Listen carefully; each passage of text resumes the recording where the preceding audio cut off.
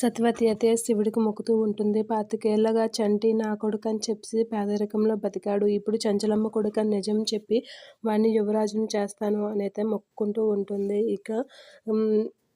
చాముండి వీళ్ళైతే చంటి వాళ్ళ అమ్మని చూసి షాక్ అయ్యి ఎలా అయినా ఈవిడ్ని ఆపుదామని చెప్పేసి అక్కడికి వెళ్తూ ఉంటారు. ఇక ఎట్టి పరిస్థితుల్లో ఈవిడ చంచలమ్మని కలవకూడదని చెప్పేసి చాముండి అయితే ఆవిడ దగ్గరికి వెళ్తూ ఉంటుంది. ఇప్పుడు ఈవిడ చంటిని కలవకూడదు అనైతే అనుకుంటూ ఉంటుంది. అలా శివుడికి మొక్కుకుంటున్న సత్యవతి దగ్గరికి వచ్చి అమ్మ బాగున్నారా అని చెప్పేసి పలకరిస్తూ ఉంటారు. ఇక సత్యవతి వాళ్ళ కాసి చూసి మీరా బాబు బాగున్నారా అని అడుగుతూ ఉంటుంది. మీరు చంటి దగ్గరికి చాలా రోజులు బట్టి రావడం లేదేంటి అనైతే అంటూ ఉంటుంది.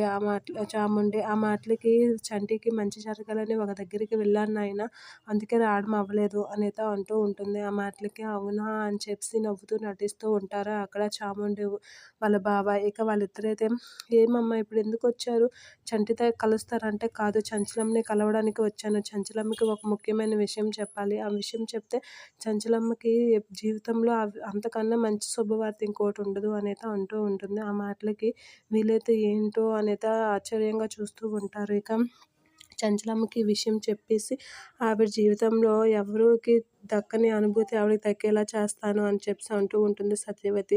అయితే చంచలమ్మ అత్త లోపలే ఉంది, పదండి నేను నా అత్త దగ్గరికి తీసుకెళ్తానని చెప్పి సత్యవతిని అయితే ఎవరూ లేని ప్లేస్కి అయితే తీసుకొని వెళ్తారు చాముండి వాళ్ళు. ఇక అదేంటమ్మా చంచలమ్మ దగ్గరికి తీసుకెళ్తామని చెప్పి ఇక్కడికి తీసుకొచ్చారు అనైతే అంటూ ఉంటారు. ఆ మాటలకి చంచలమ్మ చంటి మీద చాలా కోపంగా ఉంది, ఇప్పుడు మిమ్మల్ని చూసి ఏం చేస్తుందని భయంకి ఇక్కడికి తీసుకొచ్చాను అనైతే అంటూ ఉంటారు. ఏం జరిగింది అని అంటే చంటి రహస్యంగా సింధూరాన్ని పెళ్లి చేసుకొని కాపురం చేస్తున్నాడు. ఆ విషయం తెలిస్తే చంచలమ్మ వాళ్ళని బయటికి గెంటేసింది. ఇప్పుడు నువ్వు వచ్చావని తెలిస్తే నిన్ను కూడా ఏం చేస్తుందని భయంకి ఇక్కడికి తీసుకొచ్చాము అనైతే అంటూ ఉంటుంది. అయితే చంచలమ్మకి నేను చెప్పిన శుభవార్త వింటే ఖచ్చితంగా చంటిని క్షమిస్తుంది అనైతే అంటూ ఉంటారు. నిన్ను అక్కడికి మేము పంపిస్తేనే కదా అని చెప్పి చాముండి వీళ్ళు అనేసరికి ఒకసారిగా సత్యవతి అయితే షాక్ అవుతూ ఉంటుంది. ఏంటి వీళ్ళు మాట్లాడుతున్నారు అనైతే షాక్ అవుతూ ఉంటుంది.